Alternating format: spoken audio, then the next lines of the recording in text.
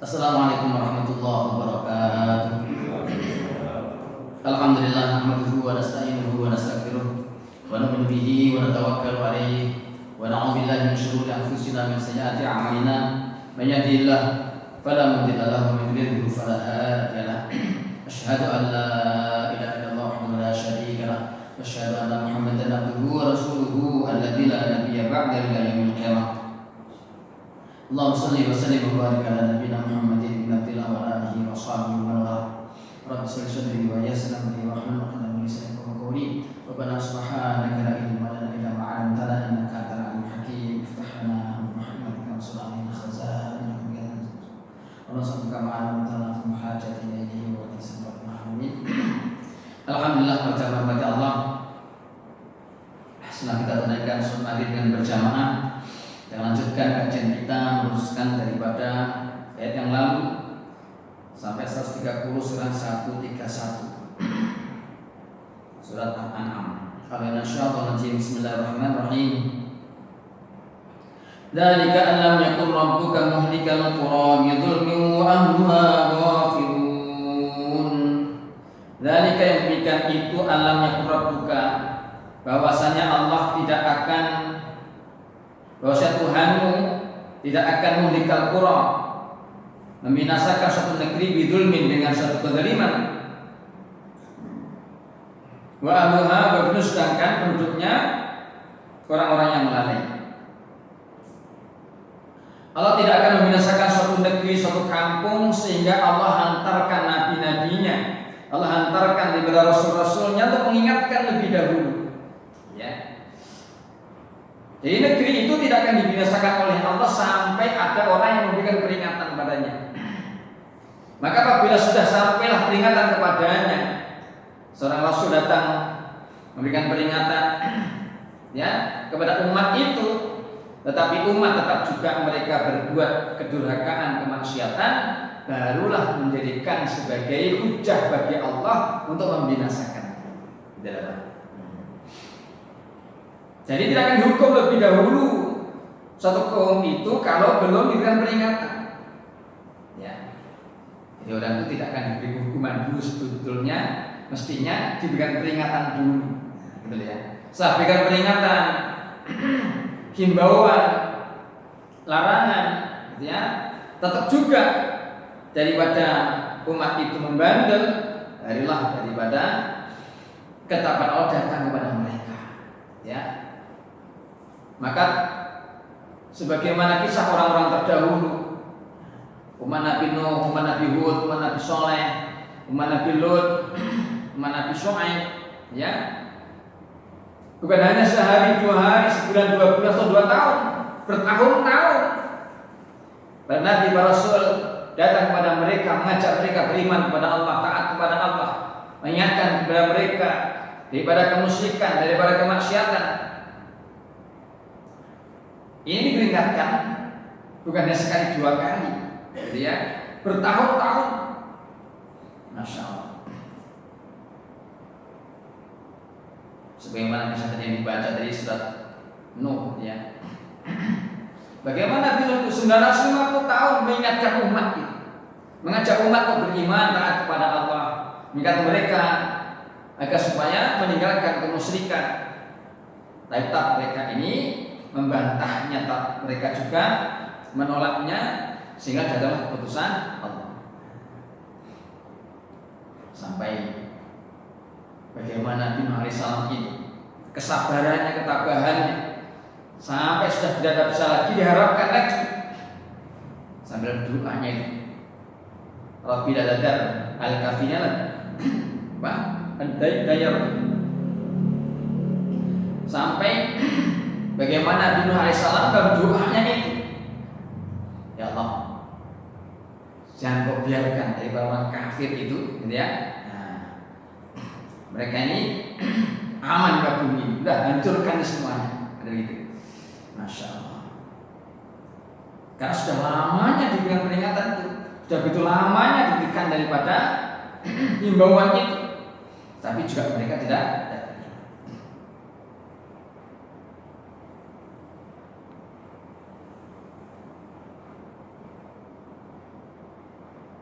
Dzalika illam alam yakun rabbuka bikal qura bidzulmin wa Allah ghafirun. Yang demikian itu Allah Tuhanmu tidak akan membinasakan suatu negeri sementara penduduknya ada.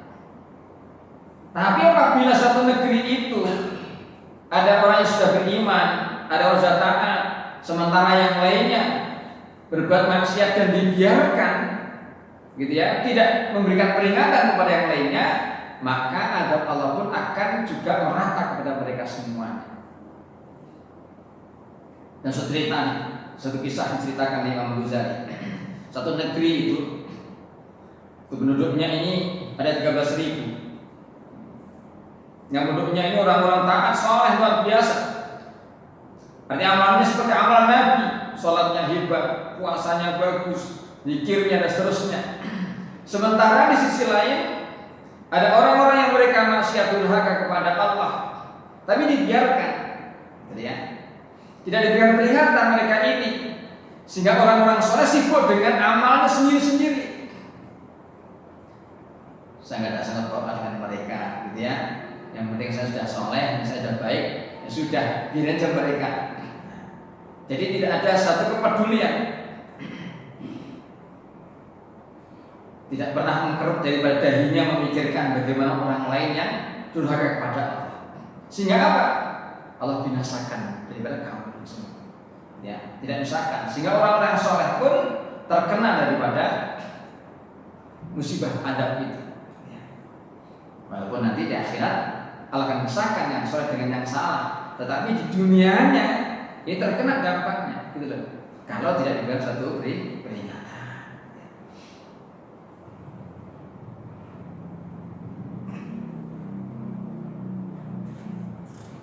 Ini maha bijaknya Allah Subhanahu wa taala, ya.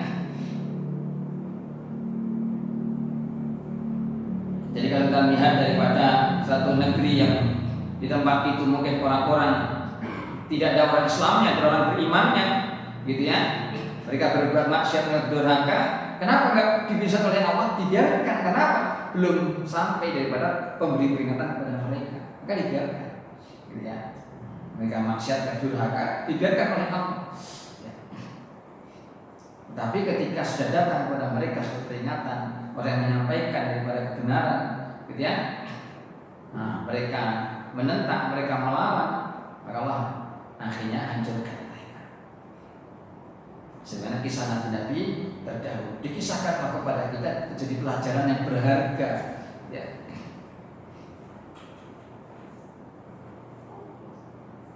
Di zaman Nabi Lut alaihissalam, di mana kaumnya mereka berbuat daripada Sodom, diingatkan oleh Nabi Lut alaihissalam, ya, akan perbuatan yang keji itu.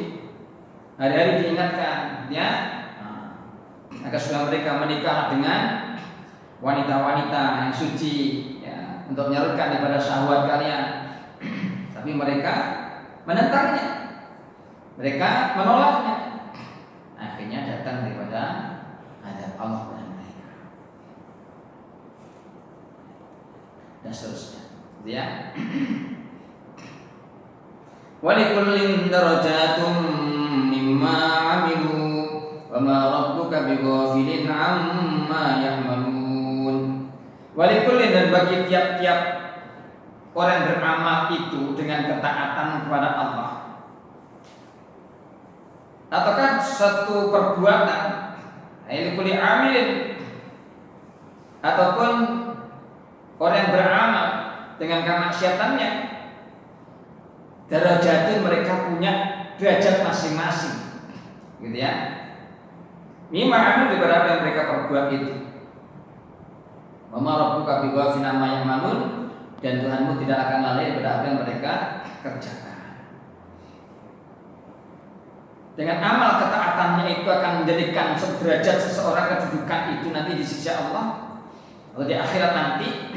Begitupun daripada suatu kemaksiatan yang dilakukan itu pun juga akan menjadikan suatu kedudukan orang itu nanti di akhirat. Kalau kebaikan itu sifatnya derajat, kalau kemaksiatan sifatnya darokat, turun ke bawah, gitu ya. Semakin taat dan semakin tinggi derajatnya, semakin tinggi kedudukannya, semakin besar kemaksiatannya, ya semakin turun juga daripada darokatnya itu. Ya.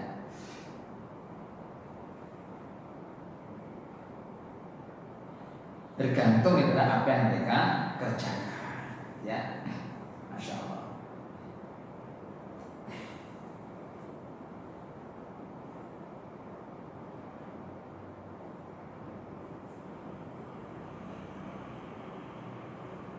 Karena satu istilahnya itu in kana khairan in kana khairan fa khairun wa in kana syarran fa syarrun. Maka apabila baik amal perbuatannya akan juga mendapatkan kebaikan pula balasannya, dan apabila buruk perbuatannya maka buruk pula juga balasannya.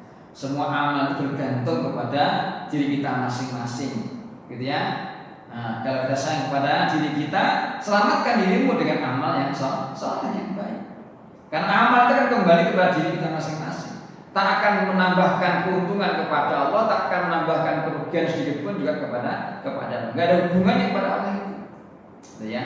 Tapi kebaikan itu kembali kepada diri kita. Begitupun juga keburukan, gitu ya. Man amila sholihan fa nafsihi wa man asaa fa 'alaiha. Barang siapa berbuat suatu kebaikan maka kebaikan kembali kepada dirinya.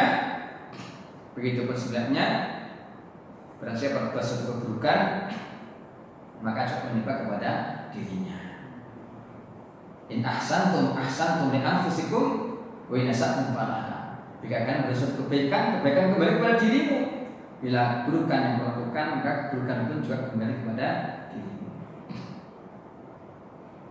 Makanya sering kita baca itu laha ma kasabat wa 'alaiha ma kasabat, gitu ya. Laha baginya kebaikan yang dilakukan itu kembali kepada dirinya. Apa yang diperbuat kebaikan itu. Laha ma kasabat baginya apa yang diperbuat kebaikan. Wa 'alaiha dan menimpa kepadanya ma kasabat apa yang diperbuat daripada keburukan.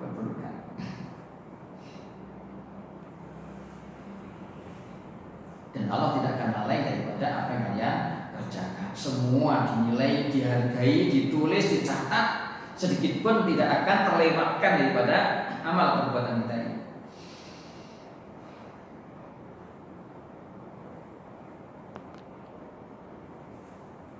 Dan kita tidak tahu mana amal yang menjadikan Allah itu. Gitu ya. Masa amal kebaikan itu Pak, kita lakukan semuanya dengan penuh keikhlasan karena kita tidak tahu mana amal yang diterima oleh Allah. Orang itu namanya amal soleh itu diterima oleh Allah, sudah pasti jaminannya surga. Sudah pasti, betul ya? Orang namanya satu amal sudah diterima oleh Allah, sudah wajib orang itu masuk surga. Karena untuk diterimanya satu amal ini sudah melalui seleksi yang luar biasa, gitu ya. Di samping juga sah amalnya itu sah, gitu ya. Sah rukun-rukunnya, syarat-syaratnya itu sah, gitu ya. Ditunjang juga dengan keikhlasan yang sempurna. Jadi iman juga bagus, amal syarat juga bagus, juga bagus semuanya. Masya Allah Pak. Kalau melihat dalam satu hadis yang disampaikan Nabi SAW kepada Mu'adz bin Jabal radhiyallahu anhu, Nabi itu bercerita. Ini secara pribadi hadis ini memang, tapi akhirnya diceritakan juga oleh Mu'adz bin Jabal kepada Nabi. Karena sahabat-sahabat ini kadang-kala menerima hadis itu ada yang khawatir disampaikan. Nanti kalau sudah akhir meninggal maka baru disampaikan, gitu ya. Jadi diceritakan, wahai Mu'adz, amal kebaikan itu, apabila seorang beramal kebaikan itu, maka dibawa oleh malaikat dengan cahaya yang luar biasa. Ketika nampak cahaya terang, berkilau, dan aromanya begitu wangi. Tapi sampai di langit yang pertama itu disaring dulu bagaimana amal orang itu. Adakah daripada riya dalam amalnya? Jadi gitu.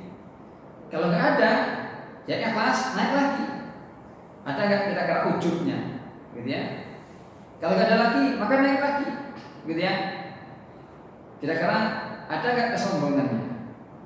Terus sampai lagi ke 7, gitu ya? Dan sampai daripada Allah Subhanahu Wa Taala, Allah yang mau tahu daripada segala isi hati itu. Jadi belum tentu ketika tersaringnya daripada amal sampai ke 7 peta langit itu di hadapan Allah mesti kita terima. Gitu ya. Bagaimana keimanannya, keyakinannya, kesungguhannya, terus betul-betul amal itu. Sehingga satu amal diterima oleh Allah itu sudah pasti membawa orang itu menjadi surga. Jadi itu. Hanya kita tidak tahu mana yang diterima oleh Allah itu, gitu ya. Sehingga sampai dan sering menghasilkan sehingga ada orang itu selama 60 tahun dia ibadah sholat tidak ada satu pun yang diterima oleh Allah. Saya begitu. Masya Allah. Karena kekurangannya. Maka Mu'adz mendengar seperti itu tak bisa menahan, gitu ya. Tak bisa menahan terbendung daripada air matanya. Ya Rasulullah, kalau begitu siapa yang bisa selamat dari semuanya Rasul? Gitu ya. Maka Nabi sampaikan ya Mu'adz, janganlah engkau berputus asa, gitu ya. Karena Allah Maha Pemurah, maka selalu mohon ampun kepadanya, gitu ya, ampun kepadanya. Kenapa? Karena inilah yang menjadikan peluang orang itu kalau sekiranya, gitu ya, orang itu amalnya tidak ada satu pun yang diterima selama dia masih punya iman, selama dia punya iman, gitu ya. Maka orang itu pun juga dapat rahmat Allah Subhanahu Wa Taala. Kalau sekiranya ya, jangan putus asa, ya. Karena Allah itu Maha Pemurah. Maka mohonlah ampun kepada Allah dan teruslah beramal kebaikan, ya. Karena itu tidak tahu amal mana yang diterima oleh Allah. Mungkin boleh yang dianggap ringan, mungkin juga bisa yang dirasa berat. Terus beramal. Jadi Sayyidina Umar radhiyallahu mengatakan, Innallaha katama sittatan fi sittatin. Sesungguhnya Allah itu menyembunyikan di dalam 6 perkara pada 6 tempat. Di antaranya apa? Innallaha katama ridhahu fi ta'ati 'abdi. Sesungguhnya Allah itu menyimpan daripada keridhoannya pada ketaatan hamba-hambanya. Jadi kita tidak tahu ketaatan yang mana kira-kira yang Allah terima.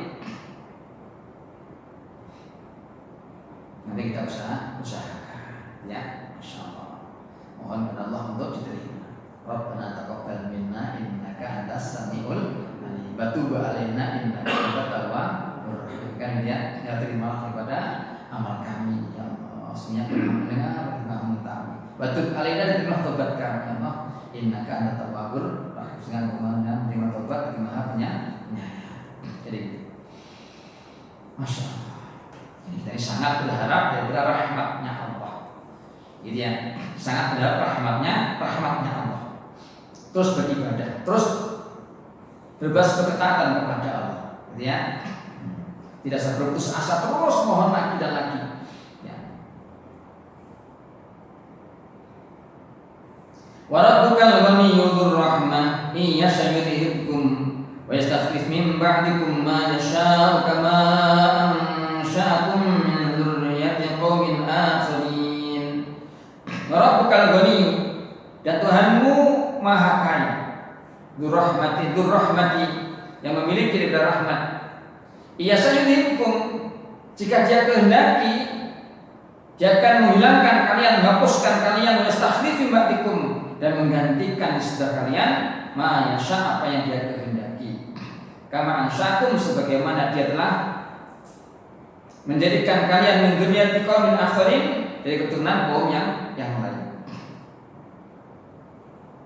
Allah itu Maha Kaya Raya, ya, tidak berhajat, tidak perlu, tidak butuh kepada apapun dari manusia.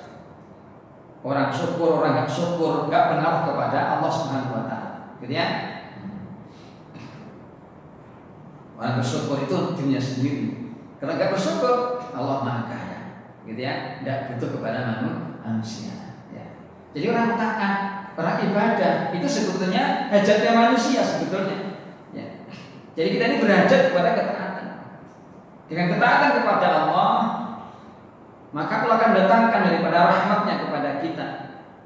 Karena ketenangan, ketentraman, kedamaian, kebahagiaan itu hanya didapatkan oleh seseorang yang taat kepada Allah. Orang yang tidak taat kepada Allah itu tidak ada ketenangan, ketentraman dalam hatinya, gitu ya. Tidak ada kebahagiaan dalam hidupnya. Kesenangan ada, kesenangan diberikan Allah kasih itu kesenangan sedikit, ya. Tetapi ketenangan, ketentraman, kedamaian, kebahagiaan yang diberikan oleh kepada mereka, gitu ya. Nah, kita butuh hal itu, ya, ketenangan, ketentraman, kedamaian, kebahagiaan, ya.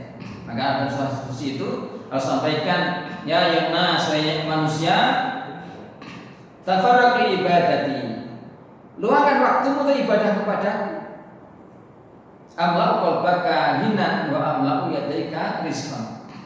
Kalau kau luangkan waktumu untuk ibadah kepadaku, maka akan kupenuhi hatimu dengan rasa kaya, ya, rasa kecukupan, sehingga ada senang, tentram, damai, bahagia, gitu ya. Kalau sudah diberikan rasa cukup, itu dia tenang, gitu ya. Orang setenang itu, tentram itu, kalau hatinya diberikan rasa cukup oleh Allah. Jadi itu. Ketika hatinya merasa rasa cukup, gitu ya, maka hatinya diberikan ketenangan, ketentraman. Wa amlau yadika rizqan, dan aku penuhi kedua tanganmu dengan rezeki. Hatinya tenang, tentram, damai, bahagia, gitu ya. Kedua tangannya ada rezeki. Enak gitu ya. Untuk siapa itu? Untuk orang taat kepada Allah. Wa illa jika tidak, kalau orang itu tidak meluangkan waktunya ibadah kepada Allah, enggak taat kepada Allah, enggak mau ibadah kepada Allah, gitu ya. Maka apa? Amla'u qalbaka faqran, akan penuhi hatimu dengan rasa kemiskinan, rasa kekurangan, tidak pernah cukup, enggak pernah cukup, enggak pernah cukup. Itulah Pak. Bapak lihat sandiwara negeri ini, gitu ya. Banyak di antara pejabat yang sebetulnya gajinya sangatlah berlebih sebetulnya Pak. Belum lagi jabatan-jabatannya. Tapi kenapa masih korupsi? Karena hatinya dipenuhi oleh Allah dengan rasa kefakiran, tidak cukup, gitu ya. Nah, Masya Allah. Apakah gaji mereka tidak cukup buat makan Pak? Cukup nggak kira buat makan? Lebih kan ya. Nah juga masih begitu, Masya Allah. Masih juga korupsi, ngambil ini ngambil itu, gitu ya. Sampai terjadi berbagai macam benturan-benturan kayak berita di zaman-zaman sekarang ini kan Pak, gitu ya. Masya Allah. Wa amlau yadaika subulan, dan aku penuhi kedua tangan dengan kesibukan, sibuk saja, gitu ya, sibuk, gitu ya. Masya Allah, disibukkan dirinya, sibukkan pikirannya, ada ketenangan, gitu ya. Masya Allah.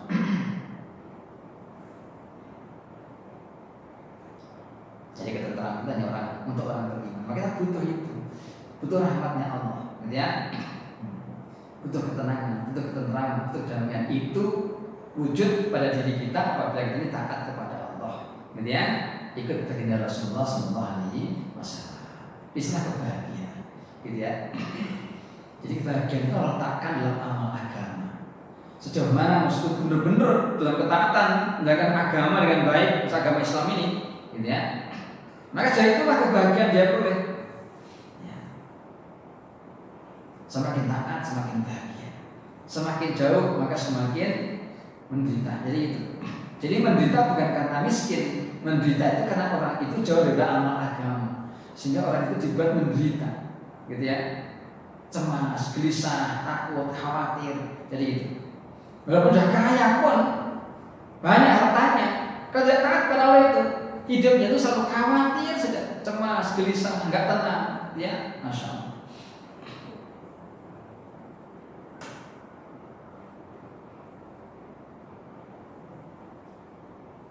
Dzurrahmah, Allah punya rahmat, gitu ya.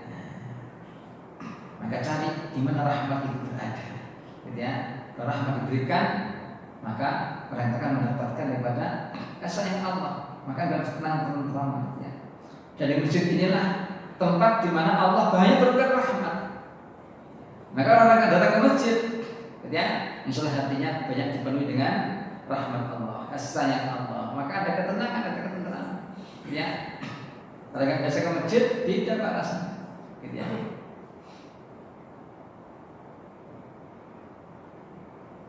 Iya saya dihukum. Kalau Allah itu ingin untuk menghilangkan suatu negeri, suatu kaum, jadi ada mengganti sekalian dengan kaum yang lain, mudah bagi Allah. Seperti zaman dahulu, ini umat dipandang sudah tidak mau lagi ibadah kepada Allah, hanya pak dibinasakan semuanya, habis, ganti lagi satu generasi berikutnya, gitu ya. Generasi berikutnya, kemudian mereka lalai kepada Allah, ditangkan kepada nabinya lagi, untuk mengingatkan kepadanya. Mereka tetap juga membandel, melawan, akhirnya pak Allah binasakan lagi, mudah bagi Allah mengganti diri, ya.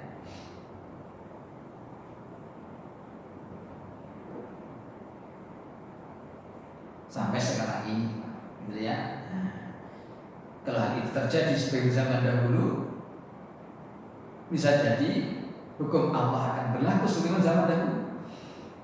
Ketika orang tidak bersyukur lagi kepada Allah, ya, tidak mau taat lagi kepada Allah, ya, mudah bagi Allah untuk menghilangkan, diganti dengan satu kaum yang lain. Jadi itu, masya Allah. Innama tu'aduna la'at wa ma antum bimu'jizin. Innama tu'aduna, sesungguhnya apa yang kalian dijanjikan atau diancamkan pada kalian la'atin, pasti akan datang. Wa ma antum bimu'jizin, dan kalian tidak bisa untuk mengelak atau melawannya. Apa yang Allah janjikan, apa yang Allah ancamkan, itu semua pasti akan datang, ya. Kalau diajarkan kepada orang yang taat, orang beriman, itu pun juga akan datang janji itu kepada kalian yang taat. Begitupun ancaman Allah yang diajarkan kepada manusia ini, apabila manusia juga tidak merubahnya, dirinya tetap dalam kemaksiatan, dalam kemusyrikan, maka apa yang diancamkan juga pasti akan datang, gitu ya.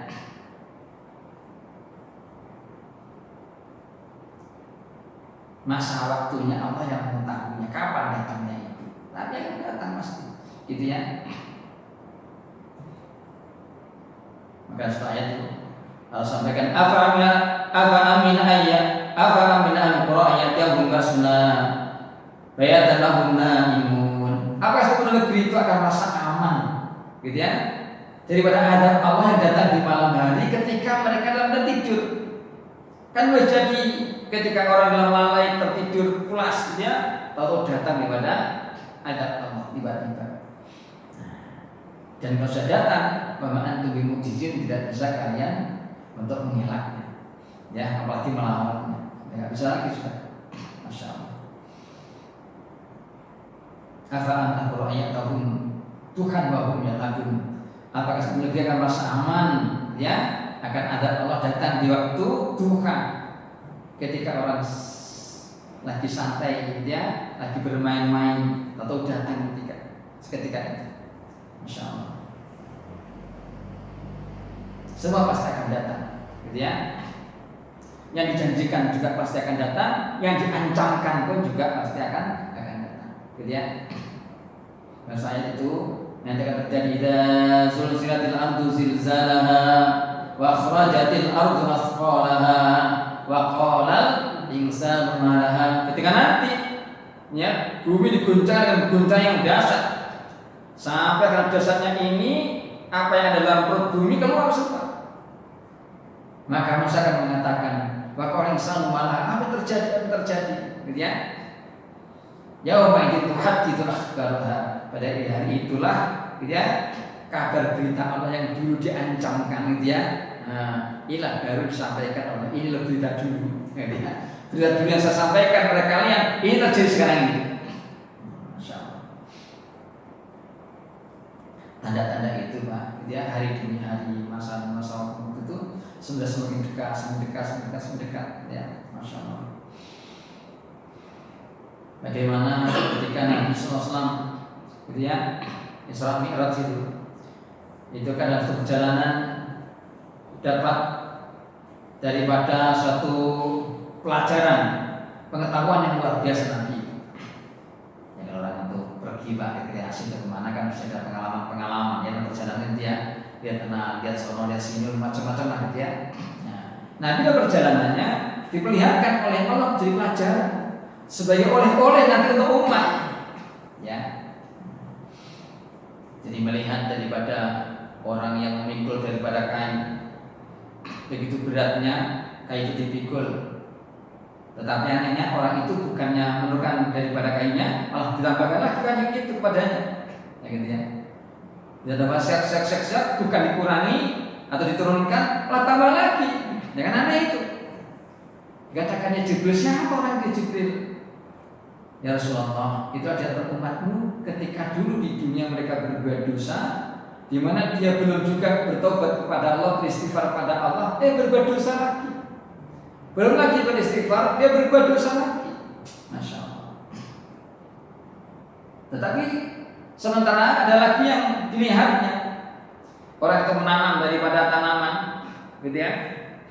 Terus bagaimana orang itu menanam daripada padi itu, Pak, ya. Nampak padi itu kan mundur gitu ya. Nah, jadi belakang yang baru ditanam itu udah tumbuh sampailah ke depan, gitu ya.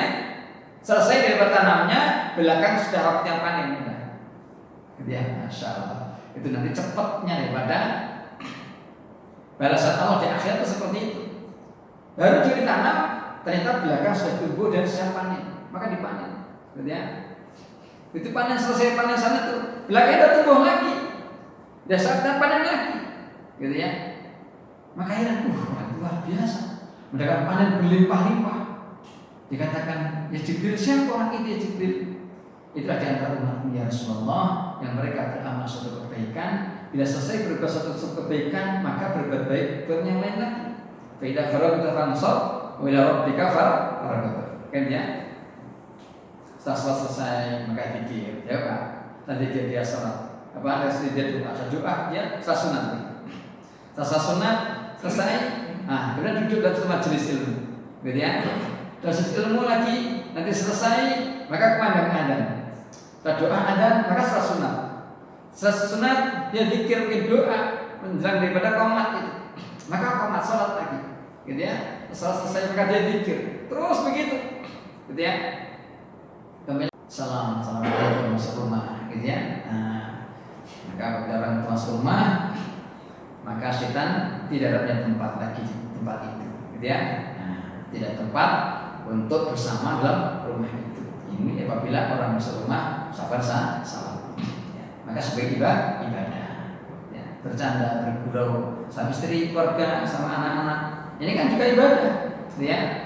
Makan bersama, mungkin dia ada basmalah dan doa seterusnya, maka sebagai ibadah juga terus seperti itu, gitu ya. Ketika dia mau tidur, gitu ya, dia berwudu, sholat sunat, mungkin baca Quran dan seterusnya. Nah, dia doalah, yang Bismillahirrahmanirrahim ayat umur, gitu ya. Maka sebagai ibadah juga. Sampai tertidur, gitu ya. Maka tidurnya pun dianggap sebagai ibadah. Contohnya gitu ya. Nanti bangun seperti itu kan, bangun kamar mandi, setelah bangun doa dulu, ya. Alhamdulillah ahyana ba'dama amatana wa ilaihi nusyur. Dan doa lagi yang lainnya itu, kalau bangun dulu la ilaha illallah syarika lahu mulku wa yahyi wa qadir antaghfirali. Maka kan diampuni dosanya oleh Allah. Masuk kamar mandi doa lagi, ya. Allahumma inni a'udzubika min khubuthi wal khaba'ith. Itu masuk kamar mandi sebagai ibadah, walaupun nampaknya orang itu buang air kecil, mungkin nampaknya orang itu buang air besar, dia mandi. Tapi karena berawalnya ini dengan doa, gitu ya, langkah kaki kiri hidup menjadi ibadah. Gitu ya. Keluar pun juga begitu. Ghufranaka. Alhamdulillah, begitu pun berwudu, ya, dan seterusnya. terus aktivitas daripada pagi hari setelah subuh. Jadi terus itu bagaikan sebagaimana tadi gambarkan itu. Baru juga tanam, gitu ya. Selesai tanam, tahu ini sudah siap panen. Itu sudah selesai panen, ini dah tumbuh lagi, siap panen lagi, berlipat-lipat ganda. Ya, masya Allah. Ini banyak oleh sebetulnya Pak. Nah, kita Dardir, ya, Dardir itu dalam kisah daripada bagaimana oleh-oleh Nabi dalam perjalanan itu banyak yang diperlihatkan oleh Allah kepada Nabi sebagai oleh-oleh buat kita semuanya, pelajaran-pelajaran berharga. Ya, ada yang baik, ada yang cerita-cerita yang memang jadi pelajaran kepada kita. Misalnya,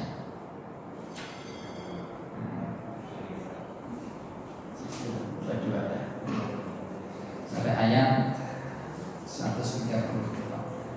Alhamdulillah, amin. Subhanakallahumma wa bihamdika asyhadu an la